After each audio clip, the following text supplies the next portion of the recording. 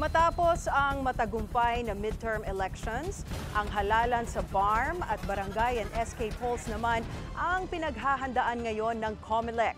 Nagbabalik si Joash Malimban para sa detalye. 8/10. Yan ang naging rating ni COMELEC Chairman George Garcia sa naging performance ng Miro Systems automated counting machines sa katatapos lamang na midterm elections. Sa kabila raw kasi ng mga naging issue, generally peaceful at naging mabilis ang proseso ng pagboto. May mga expectations kami na hindi natin nakita ng gano'n. For example, bakit nag-reject yung mga balot ng mga makina ng isa, dalawang beses. Naging user-friendly po yung mga makina at hindi natin kinailangan ng mga Koreano para mag-demo ng machine sa buong Pilipinas. Kaya ngayong papalapit na ang kauna-unahang parliamentary elections sa Bangsamoro Autonomous Region of Muslim Mindanao kasama sa pinaghahandaan ang machine procurement. 7,000 automated counting machines ang inaasahang ipadadala sa BARM para sa 3,500 polling precincts. Isa ang gagamitin sa bawat presinto habang may tig-isa ring nakahanda bilang contingency machines. Ayon kay Chairman Garcia, underway na ang iba pang plano para masiguradong maayos ang halalan sa Oktubre. Kabilang dyan ang muling pag-iimprenta ng mga bagong balota.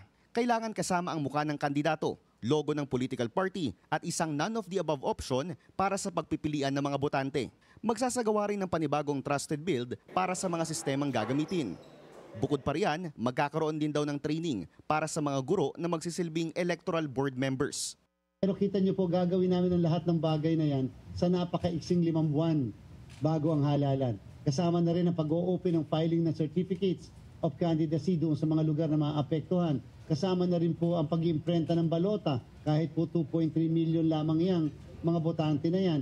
Kasama po muli ang training ng mga guro. Dahil aminin na natin, madami rin po nung nakarang halalan ang medyo hindi po nasunod yung ilang po nating mga operational plan. Pinag-aaralan na rin daw ng COMELEC kung muling bubuksan ng filing of COCs para sa nakabinbin pa ring 7 seats na kailangan ng reapportionment.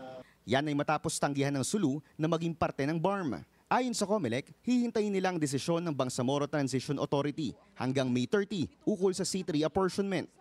Samantala, kasado na rin pati ang mga preparasyon para sa barangay and SK elections sa December 1. Muli rin bubuksan ang voter registration mula last week of July hanggang first week of August.